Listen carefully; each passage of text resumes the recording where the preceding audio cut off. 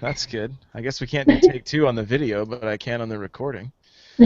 So let's see here. All right, and you know what? Before I get started on recording the podcast, how do I want to make sure I say your name correctly when this goes Oh, on. sure. So All right, yeah, it's just Cheryl Gress, Gress. It's just okay, how it perfect, sounds. perfect. All right, so this is kind of behind the scenes, and I'll just edit this hopefully. Yeah, no worries, no worries. So here we go. All right, well, welcome to the show. I have got with me Cheryl Gress, and Cheryl, how are you doing? Great, great. Keeping busy. That's Uh, that's that's good. So let's before we get into what you do and how you ended up doing what you do, let's talk about what you're playing at the moment. Are you playing any games at the moment? Several. For review or for pleasure? Let's start with the ones for fun, and then we can get into the other ones later. Okay.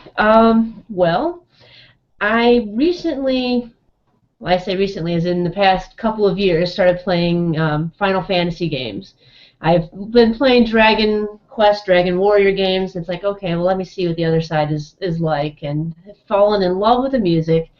So I've been playing Theater Rhythm Curtain Call on my 3DS. My husband got me the pre-order version for my birthday, which was in June, but I didn't get the game until September. So been chipping away at that one. It's really fun. It's got like over 200 songs in it, which is way more than the original Theater Rhythm Oh wow. game was. And I still cannot spell that game for the life of me. That title is just I can't do it. I have to always look it up.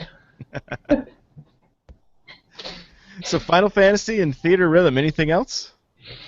Oh, let's see. There was a game. I gotta look it up. Terra something. It's a free game on the apps. It's on the Android game. Look, I'm just looking it up here. Terra Battle. Okay. That's what it is. It's a free game. Obviously, I think it has like microtransactions, but I haven't had a need to use those yet. But again, it's got music from Nobuo Uematsu, which does a lot of the Final Fantasy scoring. So just been playing that out of sheer curiosity, and it is fun. It's like a tactical battle game. Okay. Cool. So how long have you been into gaming? Oh, let's see. Since the 80s, dating myself here. Been playing on I used to have like an old Atari computer that I used for gaming. I had a Commodore 64. I had a Atari 2600. Not like the old wooden ones, but I had like the souped up. I think it was like 1984 one. So somewhere about like mid 80s or so. Been gaming since then. Did that Atari have the tiny like the tiny switches like the wood one did? No, actually, it had like the bigger switches. It had like it was like black plastic. I think it had like a metal, um, like had like a metal stripe on it or something like that, like a rainbow stripe underneath that. So Okay. I'm All not gonna right. make any Well, rainbow cool. jokes. So what have you been playing for review? Oh, let's see. I just recently submitted a review to the editors on the site for a game called Try. It's TRI. That game came out on Steam yesterday, and it's like a first-person adventure puzzle game. And what you do is you draw these triangles to climb up on, or you can put them just flat on a wall to kind of climb up walls with it. And the way that game changes perspective so much and like auto corrects the perspective so much, I literally got motion sickness from playing that game. So I couldn't play it very long with I like that as long as I've been playing two games have given me motion sickness, and that is one of them. Well, I'm curious what the other one was because I've only had one game do that to me. Okay, there's the first game that did that, it was a game called Chariots, and it was a game that was being developed by a Christian developer with very minimal budget, and the so it was like a chariots game. So you were racing these chariots, and it was just so bumpy and so pixelated, and it's just like I had this on probably like a 24-inch monitor, and it was just too much. My head hurt after playing like one race. It's just like I'm sorry, I can't give your game a good review. It's just it made me sick. I just can't do that in good conscience. I can't recommend that. I'm sure I haven't played that game in a long time, but that was one of the reasons why I made a game, because it's like I felt bad, giving negative feedback, but it's like I just can't recommend this. So like I made a game. It's like, okay, well, let me put put time, effort, heart, soul, blood, sweat into a game, and let me submit it out there, and let's see what happens, and see how the shoe fits on the other foot. Yeah. Yeah. I remember playing Prey on the Xbox 360, and that going up on the demo, I just pushed through it. But Titanfall now, every time you jump out of the ship at the beginning of the match, I end up looking away, because that for some reason dropping out of that ship just kind of makes my stomach uneasy. Oh, I recently picked up Titanfall. I got it actually, we got sent like an Asus laptop to review recently. And I'm going to mute my phone here. My husband is pinging me on it, and it is loud. Okay, there you go. Sorry about that. He uses Google too. Gotcha. All right. Okay. Titanfall laptop. Yes. Sorry about that. Yeah, he's. No worries. Oh, shut up! I'm on a podcast. So I was recently sent an Asus laptop to review, which totally spanked my Asus laptop. I'm no longer like my Asus laptop anymore. I want that one. I had to send back. Sure. But I bought Titanfall just because we had like a bunch of old games we would review. I mean old, like a couple of years old, but it's like nice to have modern games to review modern hardware. So I picked up Titanfall on sale and used that, and realized quickly that hey, they capped the frames per second to 60. So my desktop was 60 all the way, and the laptop that I got sent to review was about it did hit 60, but I think it averaged about 45 or so, something like that. But my laptop, the 60 was a little bit of a challenge. I see. So let's talk a little bit. You do reviews then. What site do you do reviews for? Oh, ChristCenteredGamer.com, and we review games from two perspectives. Game on how good the story it is, how fun is it to play, how well does it play. A lot of game sites don't. They'll don't have like a stability part of their score, where we do. Then we also look at games from like a moral perspective, like, okay, how bad is the violence in the game? Are you just bouncing off heads of turtles and stuff like Mario, or are you just killing somebody for the fun of it, I guess? We'll also mention sexual content, language. Sometimes, some games, it's not so common anymore, but you used to be able to turn off violence and language in games. Sometimes it's still available as an option, sometimes it's not. We'll also mention like if there's any satanic or occult imagery in games, which unfortunately is a reality for some of them out there. And then we'll mention, if there's games that like promote rejecting authoritative figures or cultural norms, things like that. So between it, we have two separate scores. We used to combine them, and that was a little too confusing. So now we just have two scores. Hey, if you want to know how morally acceptable a game is, look at that score. If you want to look at just how fun the game is, look at that score. And we generally tend to bridge this gap. When we post reviews, sometimes the reviews get listed on other sites like N4G or Blues News or whatever, and there's always people on there that'll, laugh. Oh, I can't wait to see what the moral score is today or whatever. But then there's other people like, look, actually, if you read the reviews, they're actually pretty decent. So we're actually getting defended by people as well as made fun of. So gotta be doing something right, I guess. Yeah, that's the internet. So, Pretty much. what, how, what's your background to be able to start writing reviews and stuff? How did that all come about? A lot of practice and constructive criticism. I do have a lot of, I do have some of my older reviews still on the site, and let me just say they're very humbling. Um, they still point out the content, so that's why I still keep them. But the site has evolved over the years, and we have gotten a lot of good constructive criticism that we actually listen to, and we will listen to feedback. And if someone tells me your review sucks, thank you, I guess, but it doesn't really help. Or instead of saying, look, you were actually wrong about this part of the game, I'll be like, oh, well, let me correct that. I can, or like, why don't you mention these in your reviews? And like, we've gotten actually compliments from developers saying, look, this is the first time somebody's actually mentioned this about our game.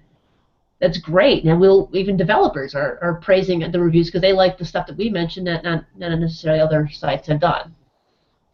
I see. So for starting out, you basically just said, I'm gonna start reviewing stuff, and Yes, pretty much, pretty much. And yeah, it's just been growing through the years, and just a lot of patience, a lot of persistence. Just trying, and like I said, a lot of thick skin too, because people are, not everybody's nice on the internet, so it's just a matter of promoting your site without spamming it, and then just finding the audience, and then getting other people to notice it. Yeah, it took a long time to kind of get where we are today, and we still got some learning and some growing to do. what was it like starting out? How did you guys find an audience or start getting in front of people? Um, well, let's see. I would, you go like to these news sites. It's funny. Now, sites like Blues News, they'll actually post our reviews where, when we first started out, they're like, I think I even got like blocked by him once. Like, just stop these stupid reviews. Don't quit bothering me with your with these things. But actually, the reviews are good enough now to be on sites like that. So just kind of like or like sometimes I would go to I still do for this is back before Facebook and stuff like that, where I would let like the developers know, hey, look, I reviewed your game, here's a link. And sometimes the developers would be like, oh, awesome, and they'd link it and spread it that way. Now I can like post a review, I can tweet the developer, or copy, retweet the developer about the review that we just posted, or post it on their Facebook page. Hey, look, here's a link to our review about your game. You want to post it or share it with your readers, things like that. So just getting the developers to know, or like the PR companies are contacting me now, and then I obviously let them know when I have the review up, and then they can spread it that way. So just let the people, if you're going to be reviewing games for developers and they're not aware of it, make them aware of it, so that way the word can spread, because it gets posted on their sites, and then fans will be aware of your review and then your site, and kind of trickles down from there. Well, yeah, and getting your site, getting links to your site on those other sites is great for SEO and everything else, right? Oh, definitely, definitely. So let's just say I want to start today. I'm gonna build a website. I want to start reviewing games. What would be square one right now? What would you say is start here? Well, if you're starting a site,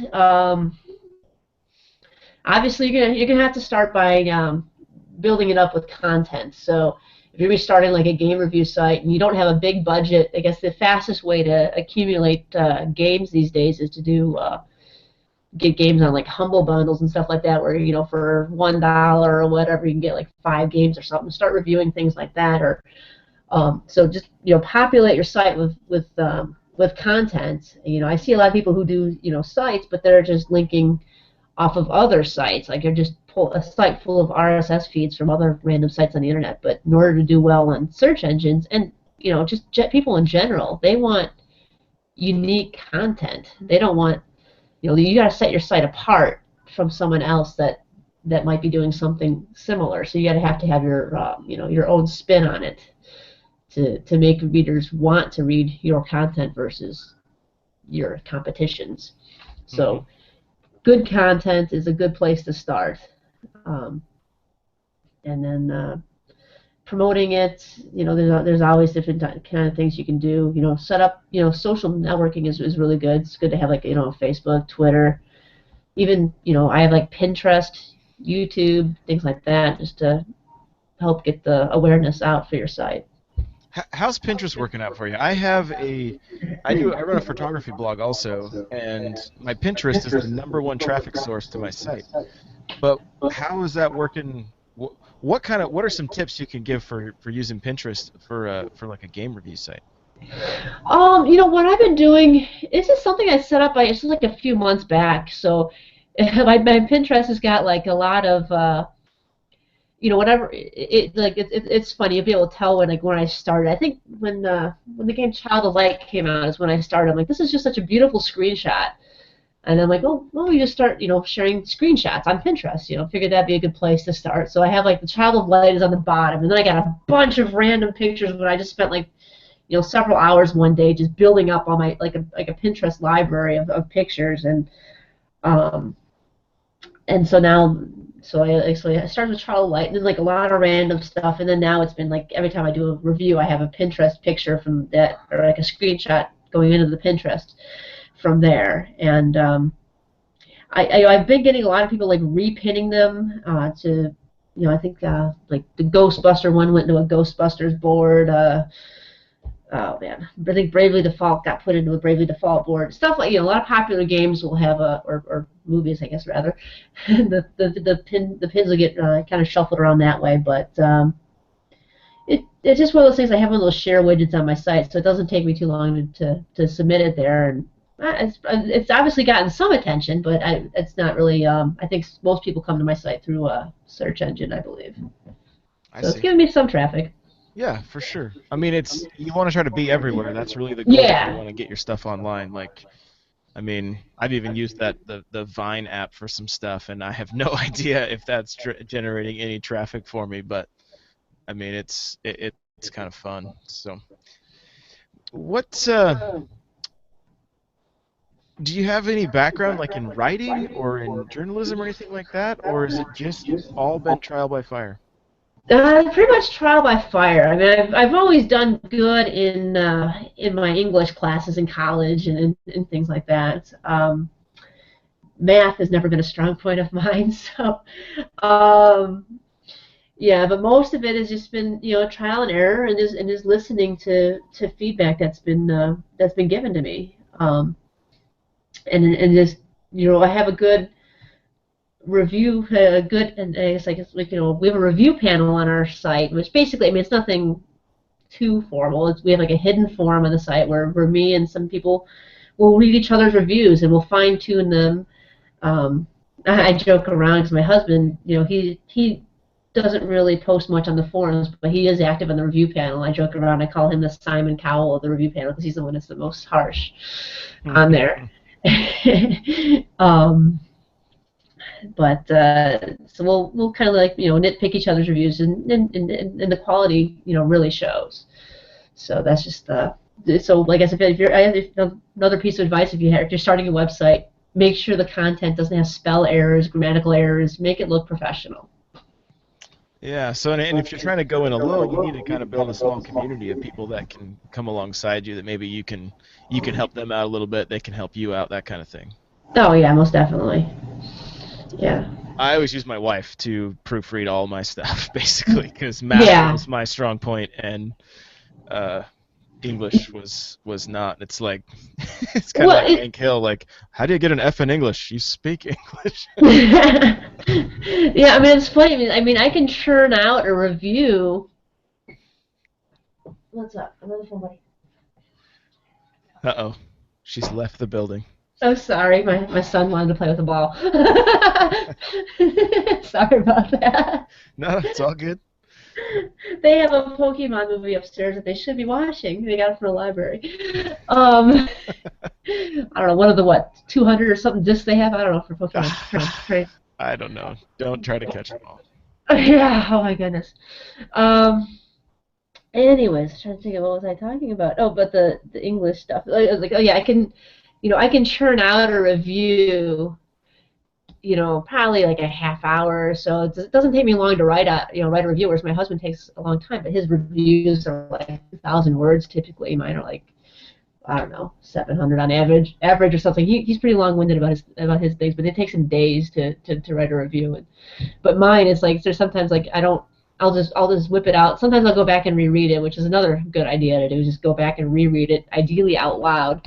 Sometimes it's like, wait, what was I trying to say here? This sentence doesn't Hmm. even make sense. Like I'll go back, I'll edit something, but then I won't clean it up or so. It's just, yeah, I just got to go back and always fine tune and read your stuff out loud. Have someone else read it, make it sound good.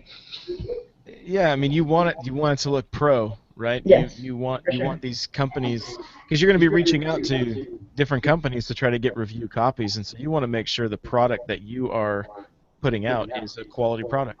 Oh, definitely, definitely. And so, what's that process like of reaching out to companies? How's that been for you guys? Like, it's You probably know, easier now that you're further along, but what was it oh, like in the definitely. beginning?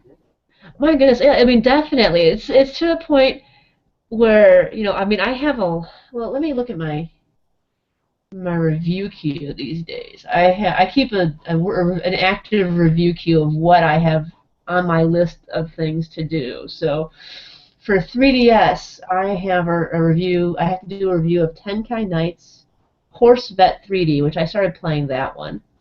My PC review queue is Teleglitch, Interstellar Marines, Adventurizator, World of Diving, Rise of Venice. Actually, I can take Try Off since that one's actually in the panel. Chromania, I have a demo or something available for Tulpa. I get to play. Through the Shadows looks pretty cool. That's actually a game made by a Christian developer, so I look forward to trying that. Recently sent a full copy of Gabriel Knight, which is a remake of a Sierra game back from the 90s. I did a preview of that one recently, Hmm. and Brainsy is like is a learning sense. I mean, all these things are sent to me. I'm not even a lot of these I don't ask for it. And then on top of that, I get like all these movies and DVDs. So I mentioned I have like Pee Wee's Playhouse. I got Adventure Time season 4 to watch. We've already watched it. I got to write a review of that one. I get like Transformers. I get everything's coming to me now. It's like to the point where I see a FedEx or UPS truck driving by my neighborhood. I'm like, oh no, am I getting something else? But let's starting out. What was that like? What did the emails look like, or the phone calls, or whatever it took to start getting um. review Oh, copies? let's see. I mean, you know, I've I still. I mean, I have better luck getting things through smaller developers. I do have some good relationships with some of the bigger things. I do get stuff sent to me from Ubisoft. I get things from Atlas. Hmm. Um, and I'm on pretty good terms with several other developers, but and there's a lot of companies still won't acknowledge us. Nintendo, I can't get anything from the Sony or things like that.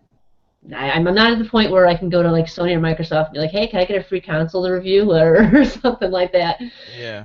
Not on terms of it, but I do have I'm on good terms with some hardware manufacturers like his. They'll send me video cards to review, or I just recently I'll be having a review for like a USB portable docking station. Hmm. That I have a review that's being looked over by the editors, so I'll be having that. So reaching out to smaller developers is a good place to start. I mean, like once you let's say if you're starting a site, fill it up with content of games that you've paid for to just get some content and get some examples of things. So they're going to want to say like, okay, well, why should we send you? What is your review going to look like? We don't want to send you a game to have like 3 sentences tweeted and that's it. Kind of a thing. So you got to have like an example of other things like or let's see. Okay, well, another example is I've recently with Double Fine. I was a backer for the Broken Age game. So I got sent that because I was a backer of it, not because I have a review site. And we have some other Double Fine games, and I've contacted Double Fine saying they had a game that looked interesting, and it's like, well, we've done some reviews of your games. Like, here's a link here, and here's a link here, and here's a link here. Could we possibly get a review copy of this game that you have coming out? And, no response. So sometimes that happens, and sometimes you get a response. But if you don't ask it, you don't get it. Things like with Square Enix, I have gotten a couple of games from them. It's nothing I can rely on, but if you don't ask, you don't know. So it doesn't hurt to ask. So I heard a couple of things there. One, the worst you're going to hear is no, so make sure to ask. Don't just Or assume nothing at it's a all. no. Yeah, right.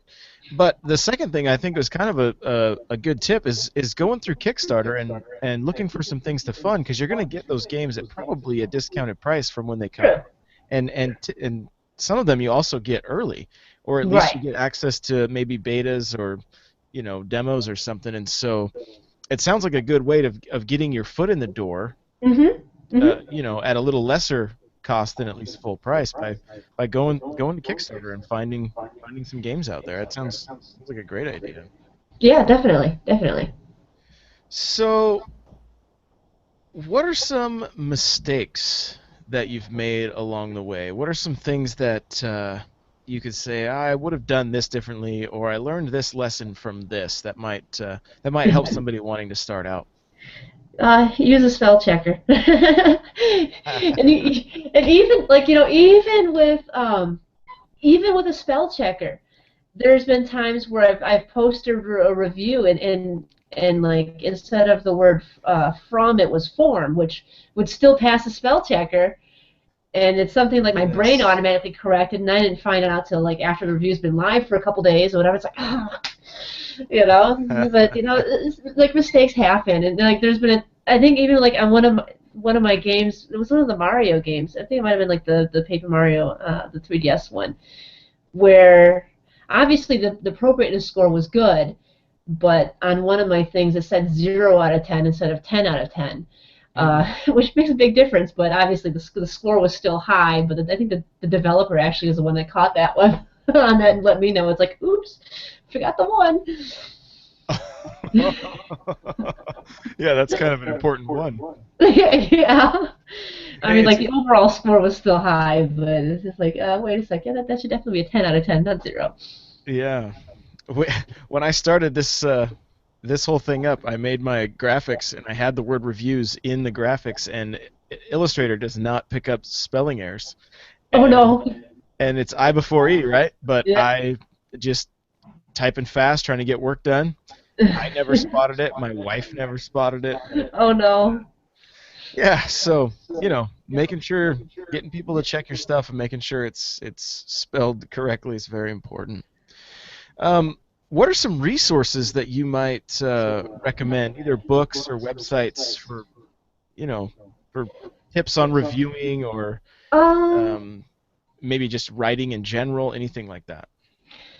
Well, I guess just definitely recommend if you be doing, getting into journalism. I definitely would recommend at least trying to take like a college course or two in on English there to get your make sure your English and grammar rules are all current and up to date. When it comes to reading review sites and stuff like that, I try not to. I don't want to get any bias because I don't want to get someone else's feedback before I play a game. I try to keep my mind, I guess, free of any outside influence. Because if I review a game, I want it to be my impressions alone.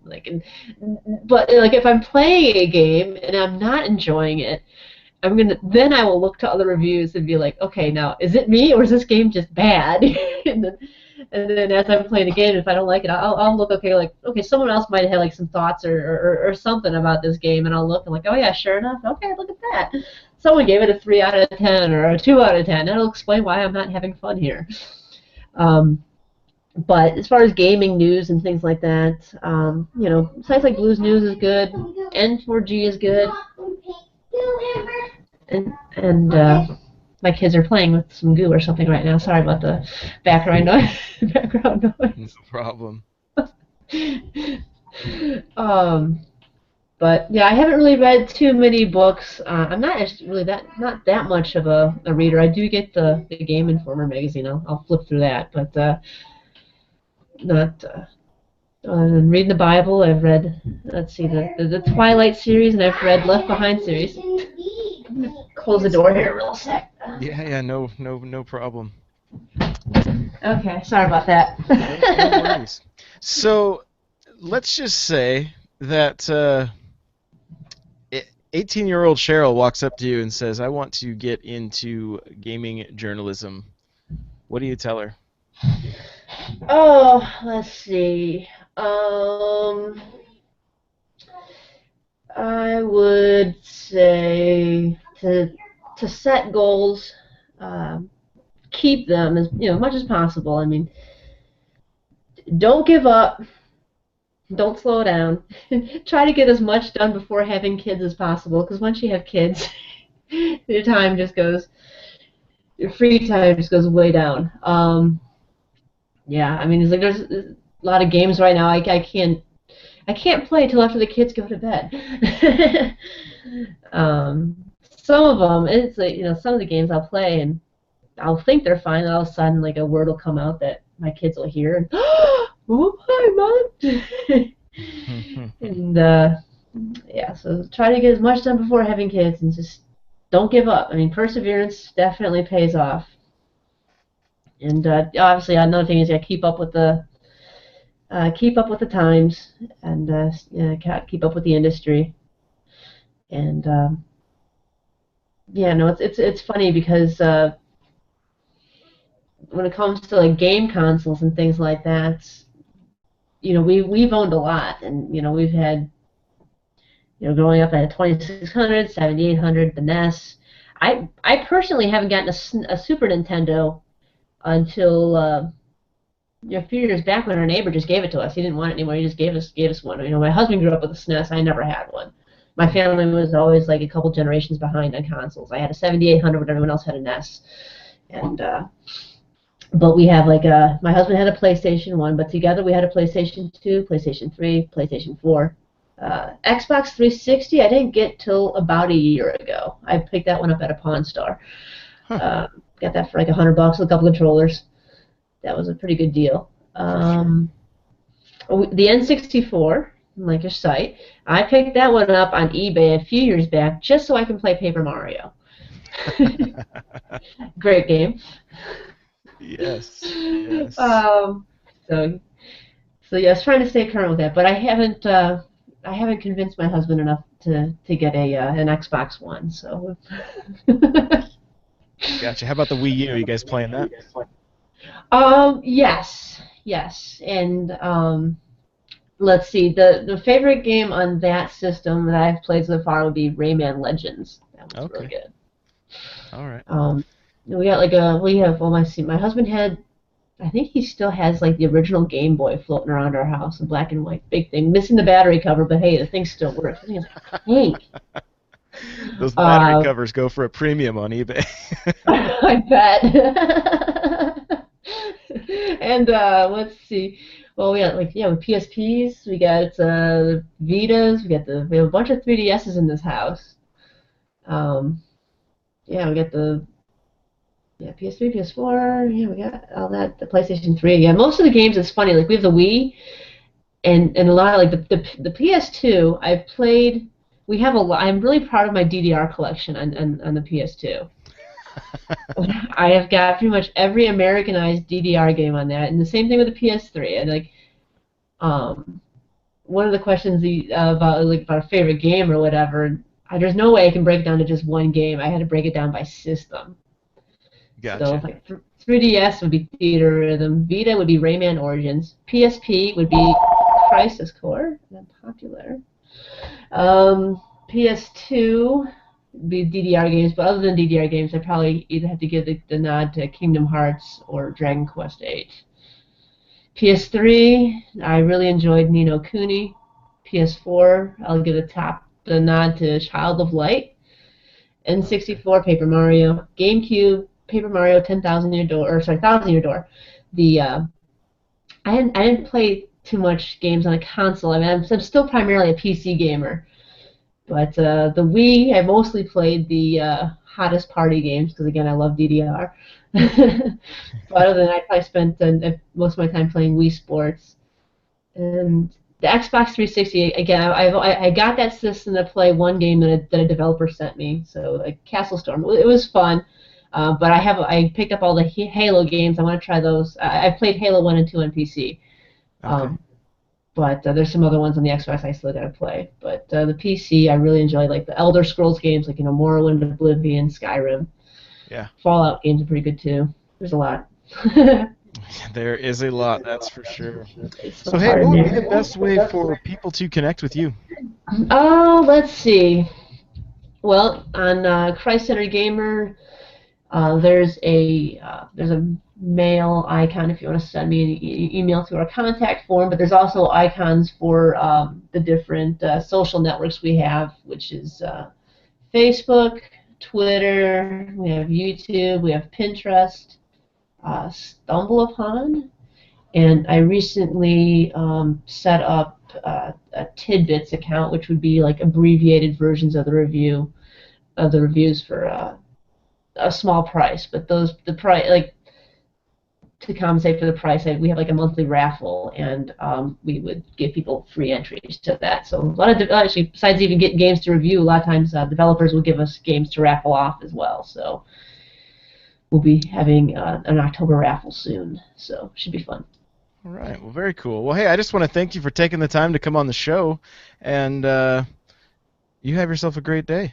Thank you. Thank you. Thanks for having me.